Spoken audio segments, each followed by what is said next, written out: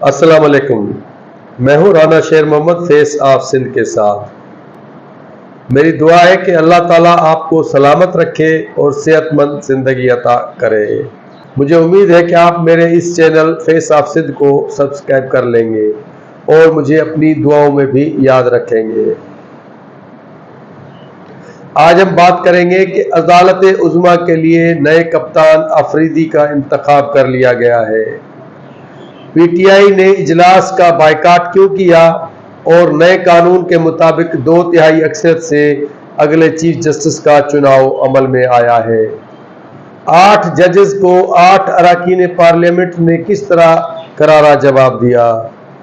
Justice यहया Afridi का profile क्या है और इस सारी सूरत हाल में तहरीक इंसाफ को बहुत बड़ा धचका लग चुका है। आज इन सब पर इस व्लॉग में बात करेंगे। 26वीं आईनी तरमीम के बाद बनाई गई पार्लियामेंट की खुसूसी कमेटी का इजलास हुआ, जिसमें सुन्नी इत्तेहाद कौंसिल अल मारूफ पाकिस्तान तहरीक इंसाफ ने बाइकाट कर दिया, जबकि 12 अरकान में से 9 अरकान ने इस इजलास में शमूलियत की और इजलास के दौरान बहस व मुबाहिसे के बाद JUI के कामरान मुर्तज़ा ने मुखालफत की, जबकि 2/3 अक्सरियत के हामिल 8 मेंबरान ने, जिनमें मुस्लिम लीग नून, पीपल्स पार्टी और MQM के अरकान पार्लियामेंट शामिल थे, उन्होंने नए चीफ जस्टिस के लिए जस्टिस यहया खान अफरीदी का नाम तजवीज़ कर लिया।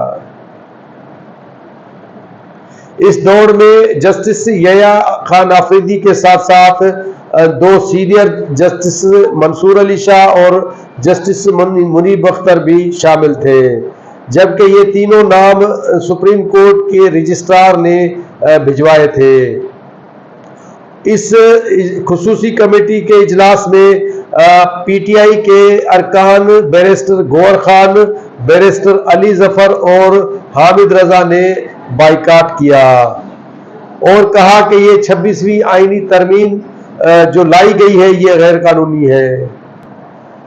PTI के अरकान जस्टिस मंसूर अली शाह को नया चीफ जस्टिस ऑफ पाकिस्तान बनवाना चाहती थी, जिस तरह उन्होंने चीफ ऑफ आर्मी स्टाफ के लिए जनरल फैज हमीद का नाम आगे रखने की कोशिश की और सरतोड़ कोशिश की, मगर उस बार भी इनको नाकामी मिली और इस दूसरी अहम तैनाती पर भी इनको शिकस्त मिली है।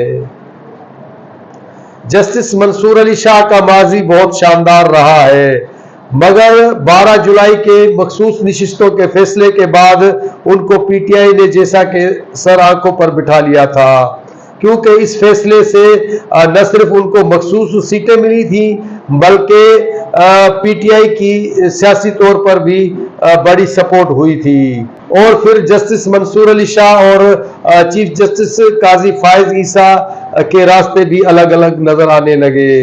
जस्टिस मंसूर अली शाह जो 8 जजेस की रहनुमाई करते नजर आ रहे थे और जो मखसूस नशिस्तों का फैसला भी इन्होंने तहरीर किया था, तो इस अमल के बाद हुक्मरान इत्तेहाद ने इनको अगला चीफ जस्टिस न बनाने का अटल फैसला कर लिया था और सितंबर में भी इस 26वीं तरमीम को लाने की कोशिश की गई, मगर इसमें हुक्मरान इत्तेहाद को नाकामी नसीब हुई थी। मगर दोबारा इस 26वीं तरमीम को मौलाना फजल रहमान के साथ मुशावरत के बाद और उस आईनी तरमीम से बहुत सी बातें निकालने के बाद मंजूर कराई गई, जिसके लिए मौलाना फजल रहमान का कहना था कि हमने काले सांप के दांत तोड़ दिए हैं और अब इस आईनी तरमीम को मंजूर कराते हैं।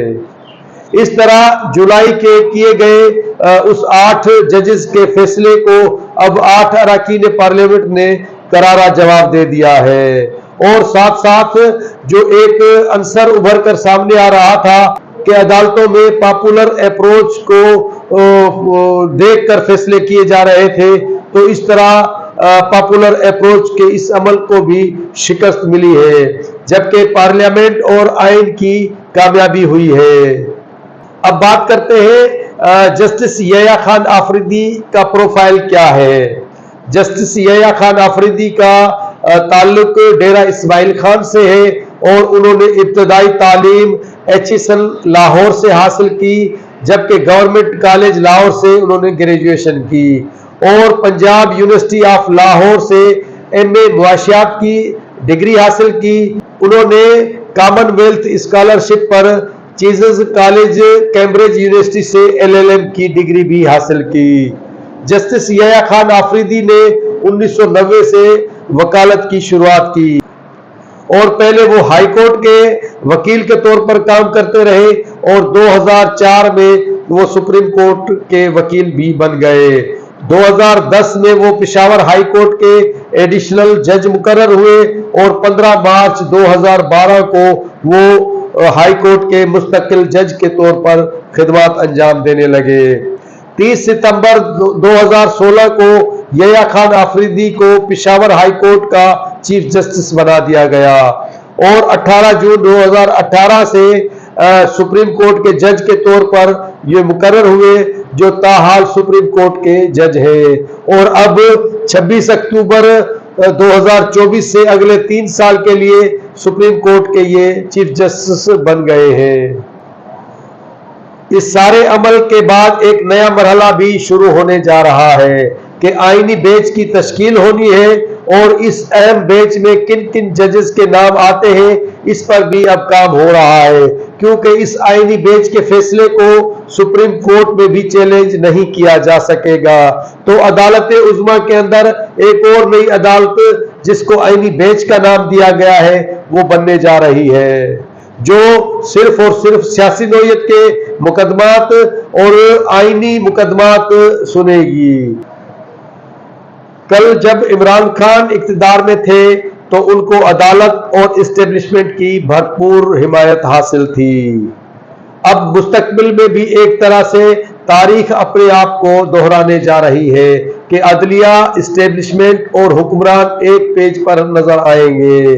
देखते हैं कि इमरान खान तो 3 साल बाद अपने मरासिम इनसे खराब कर बैठे थे, क्या शहबाज शरीफ और आसिफ अली जरदारी अगले 5 साल मुकम्मल कर पाएंगे?